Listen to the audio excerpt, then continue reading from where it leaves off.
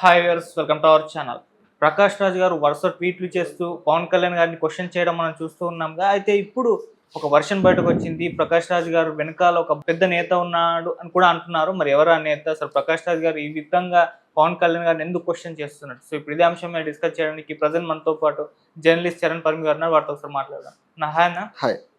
So Prakash Raj గారు మనం చూస్తూ ఉన్నాం, వరుసగా ట్వీట్లు చేస్తున్నారు, పవన్ కళ్యాణ్ గారిని క్వశ్చన్ చేస్తున్నారు. సో పవన్ కళ్యాణ్ గారు కూడా ఒక ప్రెస్ మీట్ లో ప్రకాష్ రాజ్ గారి పైన విమర్శలు చేయడం కూడా మనం చూస్తాం.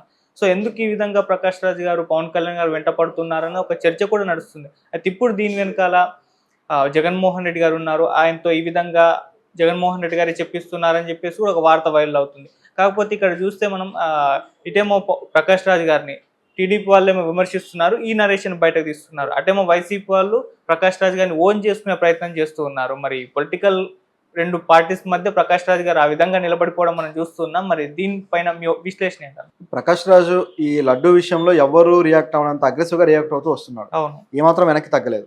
ప్రకాష్ రాజు మొదటి రియాక్షన్ కి వెంటనే పవన్ కళ్యాణ్ రియాక్షన్ ఇచ్చాడు. ఆయన మొదటి ట్వీట్ కి పవన్ కళ్యాణ్ రియాక్షన్ వచ్చిన తర్వాత వెంటనే మళ్ళీ ప్రకాష్ రాజు రియాక్ట్ అయ్యాడు. ఆ తర్వాత కూడా అది నేను తర్వాత 30వ తారీఖు తర్వాత రియాక్ట్ అవుతానని చెప్పి కూడా ఆ మరుసటి రోజు మళ్ళీ రియాక్ట్ అయ్యాడు. ఎప్పుడైతే కార్తీక్ క్షమాపణ చెప్పాడో ఇక లాభం లేదని రియాక్ట్ అయిపోయాడు. ఆ తర్వాత వీళ్ళిద్దరి మధ్య మాటల యుద్ధం జరుగుతూ ఉంది. ఇలా జరుగుతూ ఉండటం అనేది ఇప్పుడు వైసీపీ వాళ్ళు దాన్ని బయటికి తీసుకొచ్చి వైరల్ చేయడము, ప్రకాష్ రాజు ప్రశ్నని మళ్ళీ ముందు పెట్టడము ఇలా చేస్తూ వస్తున్నారు. సో దీన్ని బట్టి చూస్తే ప్రకాష్ రాజు వెనక జగన్ ఉన్నాడా అని చెప్పేసి కొన్ని అనుమానాలు అయితే వచ్చాయి. ఎందుకంటే గతంలో కూడా పవన్ కళ్యాణ్ ని ఈ విధంగా ప్రకాష్ రాజు క్వశ్చన్ చేసిన దాఖలాలు ఉన్నాయి. ఓకే, అయితే ఎప్పుడు ఏపీ రాజకీయాల మీద డైరెక్ట్ గా కౌంటర్లు అయితే వేయలేదు. ఇప్పటికి కూడా ఏపీ రాజకీయాల మీద కౌంటర్లు వేయట్లేదు. ఆయన కేవలం పవన్ కళ్యాణ్ ఉద్దేశాల మీద మాత్రమే కౌంటర్లు వేస్తున్నాడు. సో ఏపీ ప్రభుత్వానికి సంబంధించిన చర్యలు కావచ్చు, వీటన్నిటి మీద మాట్లాడట్లేదు. సో బహుశా ఆ యాంగిల్లో ఆయనకు అవేర్నెస్ లేకపోయి ఉండొచ్చు. ఏం జరుగుతుంది ఏంటంటే అవేర్నెస్ లేకపోవచ్చు. కాకపోతే పవన్ కళ్యాణ్ చేస్తున్న వ్యాఖ్యలు మీడియాలో బాగా వైరల్ అవుతున్నాయి కాబట్టి ఈ లడ్డు ఇష్యూ మీద ప్రత్యేకంగా ఇప్పుడు వైరల్ అయింది కాబట్టి ఆయన దృష్టి పెట్టి దాని మీద కామెంట్లు అయితే చేసి ఉండొచ్చు.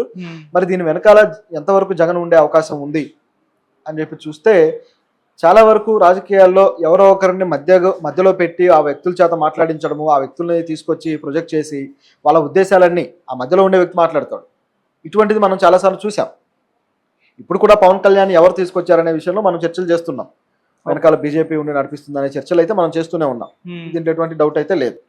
అదే విధంగా మళ్ళీ తెలంగాణ నుంచి మాధవీలత లాంటి వాళ్ళు మళ్ళీ ఏపీ వెళ్ళి అక్కడ కామెంట్లు చేయడాలు ఇవన్నీ కూడా మనం చూస్తున్నాం.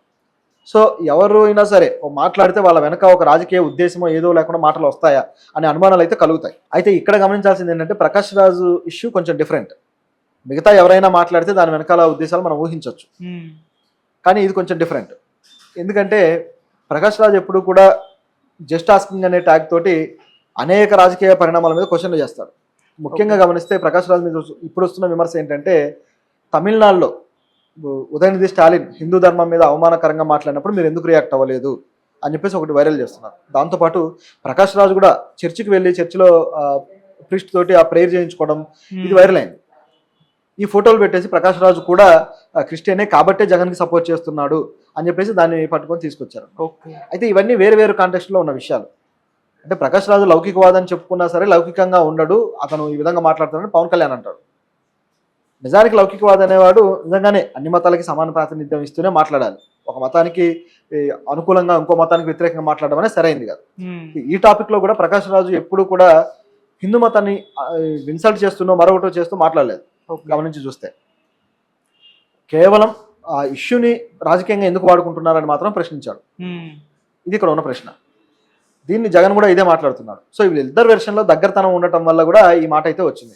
కానీ గమనించి చూస్తే జగన్కి ప్రకాష్ రాజ్కి ఎటువంటి లాలూచి కానీ ఎటువంటి ఒప్పందం కానీ ఉన్నట్లుగా కనపడదు. మనకి అవకాశం కూడా లేదు. ఎందుకంటే ప్రకాష్ రాజ్ ఇలాంటి లాలూచీలకు దిగి మాట్లాడే వ్యక్తి అయితే కాదు. ఎందుకంటే ఈ ఇష్యూలో ముఖ్యంగా మోదీ వెనకాల ఉన్నాడు అని గుర్తించాడు కాబట్టి ప్రకాష్ రాజు రియాక్ట్ అవుతున్నాడు. లేకపోతే ఇంత రియాక్ట్ అవ్వకపో, ఎప్పుడో వదిలేశాడు కూడా. 30వ తారీఖు మాట్లాడతాను, ఎందుకంటే ఆ లోపు సద్దుమణిగిపోతుంది, ఇవ్వాల్సిన వివరాలు ఇస్తే సరిపోతుందని ప్రకాష్ రాజు భావించాడు. కానీ ఇది సద్దుమణిగేలా లేదు, ఇది ఇంకా వేరేగా దారి తీస్తుందని చెప్పేసి రియాక్ట్ అయ్యాడు. ఈ ప్రకాష్ రాజు రియాక్షన్లు ఇక తట్టుకోలేక ఈ నిన్న పవన్ కళ్యాణ్ కూడా వెర్షన్ మార్చాడు. నిజం చెప్పాలంటే ఏమన్నాడంటే, ప్రకాష్ రాజు మీద నాకు గౌరవం ఉంది, ప్రకాష్ రాజు ఏమీ నా మీద కోపంతోటో లేకపోతే వ్యతిరేకతతో మాట్లాడే వ్యక్తి కాదు, ఆయనతోటి నేను సినిమాలు చేసినప్పుడు కూడా బాగా ఎంజాయ్ చేశాను, ఆయనతో వర్క్ చేయడం నేను ఎంజాయ్ చేస్తానని చెప్పి కూడా అన్నాడు. నిన్న ప్రత్యేకంగా అది అనాల్సిన పని లేదు. అవును. ఎందుకు అనాల్సి వచ్చిందయ్యా అంటే ఈ విషయంలో పవన్ కళ్యాణ్ స్ట్రాటజీల విషయంలో ప్రకాష్ రాజు క్వశ్చన్లు రీజనబుల్గా ఉన్నాయని పవన్ కళ్యాణ్ కూడా అర్థమై ఉండాలి బహుశా. ఎందుకంటే బయటపడకపోవచ్చు కానీ అలా అర్థమయ్యే ఉండాలి. కాబట్టే సరే ఇక డ్యామేజ్ కంట్రోల్ కోసం ఈ విధంగా మాట్లాడుతున్నాడేమో అనిపిస్తుంది. ఎందుకంటే పవన్ కళ్యాణ్ ఇప్పుడు ఏ రియాక్షన్ ఇచ్చినా మళ్ళీ ప్రకాష్ రాజు ఏమాత్రం తగ్గడు. ఆయన క్వశ్చన్లు గట్టిగానే ఉంటాయి. దానికి సమాధానం చెప్పుకునే పరిస్థితులు కూడా పవన్ కళ్యాణ్ లేడు ఇప్పుడు. ఎందుకంటే ఆయన స్ట్రాటజీలు ఆ విధంగా ఉన్నాయి. మతాన్ని ఏ విధంగా ముందుకు తీసుకొచ్చాడో అందరూ చూస్తూ ఉన్నారు. ఇప్పుడు వైసీపీ నుంచి కూడా అనేక మంది లీడర్లు ముందుకు వచ్చేసారు మతాన్ని తీసుకొస్తున్నారని చెప్పేసి. కాబట్టి ఇక పవన్ కళ్యాణ్ మీద సోషల్ మీడియాలో పెరుగుతున్న వ్యతిరేకత కానీ, పవన్ కళ్యాణ్ ఎందుకు మతాన్ని చేస్తున్నాడని చెప్పేసి విపరీతమైన వ్యతిరేకత వస్తుంది. ఇదంతా పవన్ కళ్యాణ్కి అర్థమైంది. నిజానికి ప్రకాష్ రాజు వ్యాఖ్యలకు ఆయన సమాధానం చెప్పకుండా వదిలేసి ఉంటే అసలు పవన్ కళ్యాణ్ అగ్రెషన్ అనేది ఎవరి దృష్టిలో పడేది కాదు. ఆయన దీక్ష ఏదో ఆయన చేసుకుంటాడు, మొత్తానికి దానికి సొల్యూషన్ ఏదో సిట్ వేసింది, సొల్యూషన్ తీసుకొస్తారు, అయిపోయేది. ఎప్పుడైతే రియాక్ట్ అయ్యాడో దానికి సంబంధించి 1-4 మాటలు ముందుకు తీసుకురావడం వల్ల పవన్ కళ్యాణ్ ఎక్కువగా ఫోకస్ అయ్యాడు. అయితే ఆయన స్ట్రాటజీస్ని తప్పుపడడం మొదలెట్టేశారు. చేగువేరా అన్నావు, ఇటు చూస్తేమో రైట్ వింగ్లో ఉన్నావు, లెఫ్ట్ వింగ్ నుంచి రైట్ వింగ్కి ఎలా షిఫ్ట్ అయ్యావు అసలు? ఇప్పుడు నీ సిద్ధాంతాలను బట్టి నీ ఫ్యాన్స్ కావచ్చు, లేకపోతే నీ అనుచరులు కావచ్చు, ఎటువంటి సిద్ధాంతాలు ఏర్పరచుకొని ముందుకు నడవాలి అని చెప్పి క్వశ్చన్లు వచ్చినప్పుడు దానికి ఏం సమాధానం చెప్తాడు? అట్లా ఇది ఒక ఇబ్బందికరమైన పరిస్థితికి వెళ్ళిపోయి పవన్ కళ్యాణ్ కూడా మాట మార్చిన పరిస్థితి వచ్చింది. సో ఇది ఇందులో ఉన్న విషయం. తప్పితే మరి ప్రకాష్ రాజును వైసీపీ ఉపయోగించుకోవట్లేదా అంటే ఖచ్చితంగా ఉపయోగించుకుంటుంది. ఎందుకంటే వాళ్ళ పార్టీకి అనుకూలమైన సిద్ధాంతము ఏదైనా మాట వచ్చినప్పుడు ఉపయోగించుకుంటారు, దాంట్లో ఎటువంటి సందేహం లేదు. సో ఇది ఇక్కడ కనిపిస్తుంది. ముందు నుంచే ప్రకాష్ రాజ్ గారు అంటే బీజేపీ యాంటీ బీజేపీ అని చెప్పుకోవచ్చు, చాలా సందర్భాల్లో ఆయన ట్వీట్లు చేశారు. అయితే పొలిటికల్ గా ఎంట్రీ ఇస్తారా ఇవ్వరా అని చెప్పేసి కూడా ఆ మధ్య ఒక చర్చ కూడా జరిగింది. ప్రకాష్ రాజ్ గారు ఎంట్రీ ఇవ్వచ్చేమో పొలిటికల్ గా ఈ విధంగా కామెంట్ చేస్తున్నారని చెప్పేసి, మరి అవకాశం ఏమైనా కనిపిస్తుంది? ఆల్రెడీ ఆయన కర్ణాటక నుంచి ఒకసారి పోటీ చేశాడు లాస్ట్ టర్మ్ లో. మోదీ గారు సెకండ్ టర్మ్ లో వచ్చినప్పుడు పోటీ చేసి ఓడిపోయాడు. అయినా సరే ఆయన వేడి తగ్గలేదు, అదే స్థాయిలో రియాక్షన్ ఇస్తున్నాడు. అంటే పోటీ ఆల్రెడీ అక్కడ వాళ్ళ స్టేట్ లో అయితే ఎంట్రీ ఇవ్వడం జరిగింది కానీ అది వర్కౌట్ అవ్వలేదు. కానీ ఇప్పుడున్న పరిస్థితుల్లో చూస్తే జాతీయ రాజకీయాల్లో ఆయన ఎంట్రీ అనేది ఊహించవచ్చు మనం. ఖచ్చితంగా అటువంటిది ఈసారి టర్మ్కి అయితే మనం ఊహించవచ్చు. అవకాశం కూడా బాగానే ఉంది. ఎందుకంటే 4th టర్మ్కి వచ్చేసరికి మోడీ ఇమేజ్ ఇంకా పడిపోబోతుంది అనే వాదనలు అయితే ఒకవైపు వస్తున్నాయి.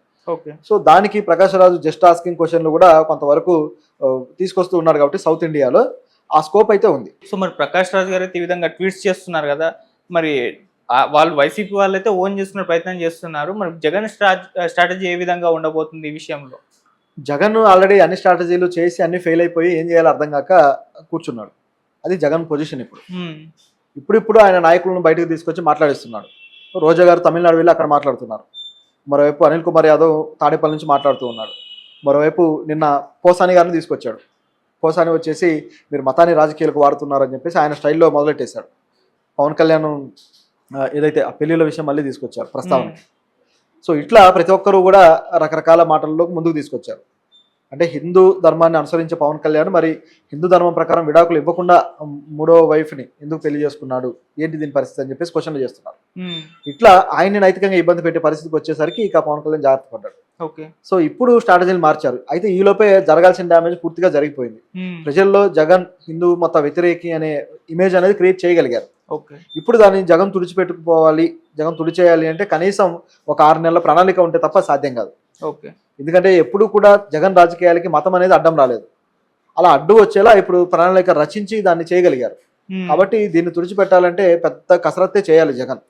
ఎందుకంటే ఇప్పుడు చేసేదేం లేదు ఇంకా. ఎందుకంటే చేతులు కాలాయి, కాకులు పట్టుకున్న ఉపయోగం లేదు. మళ్ళీ పెద్ద భారీ స్థాయి ప్రణాళిక వేసుకొని ఆయన ముందుకు వెళ్తే తప్ప ప్రజల్లో మళ్ళీ ఆ మైండ్